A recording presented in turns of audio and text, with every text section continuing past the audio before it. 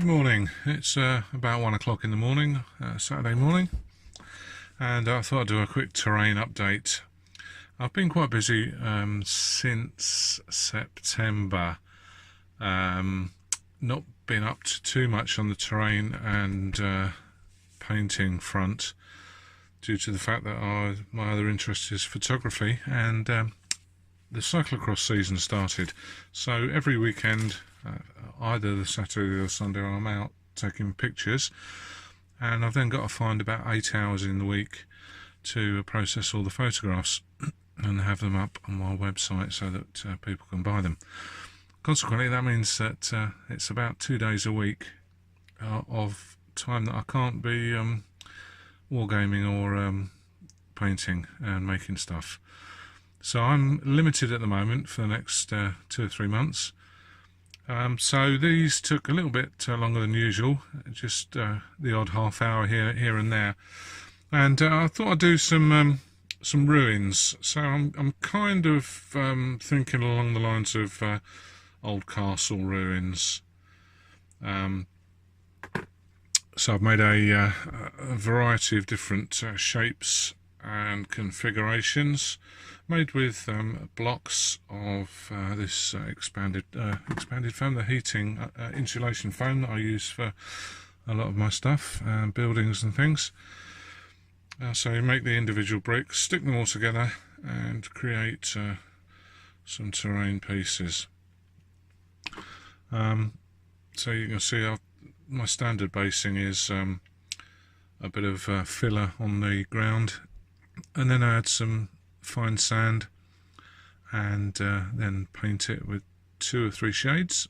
Then I add some flock and some flowers and grass and bits and pieces, bit of lichen, just to make it a little bit sort of rustic and rural. So I'm quite pleased with these. I shall probably make a few other things. I'm thinking about making some, say, archways or columns, some ruined columns. I just need to devise a way of turning square or cubed insulation foam into rounded columns, but I'm sure I'll crack that and add a few more bits and pieces. So little corners, big corners,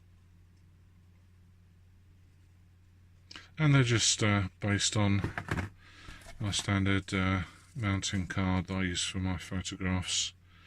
So I'm not sure how many millimeters that is, but it's reasonably sturdy, although it obviously will bend. But mostly they come out flat. So I don't have too much problem with them warping as the stuff dries on them. So what do I make it out of?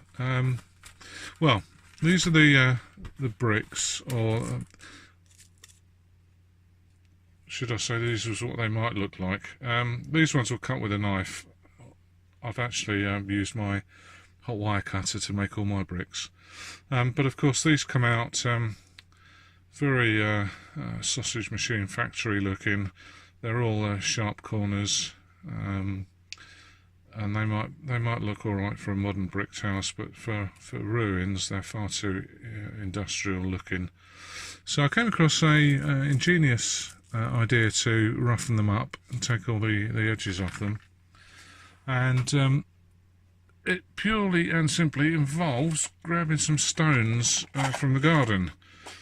So I just got some, I don't know what you call them, they're not pebbles, but some bits out of the border in the garden, and then put them in the tin, and then you whack in the precisely cut bricks, and this is going to be quite noisy, but basically you shake them up, and the stones all bang together and take the edges off and smooth the edges round and the corners out, and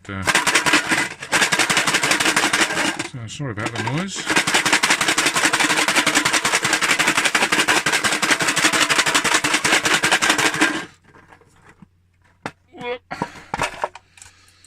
So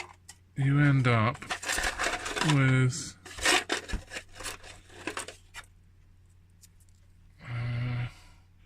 bricks that aren't quite so sharp.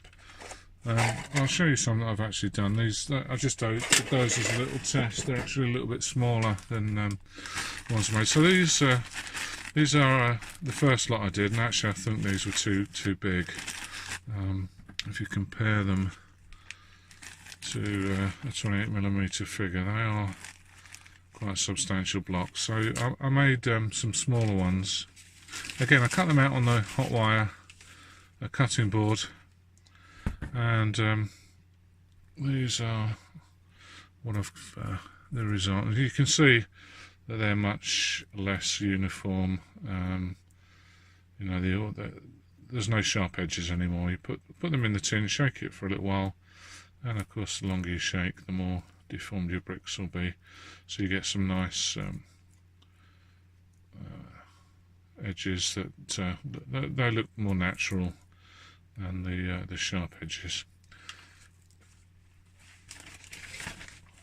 So that's what I've been up to.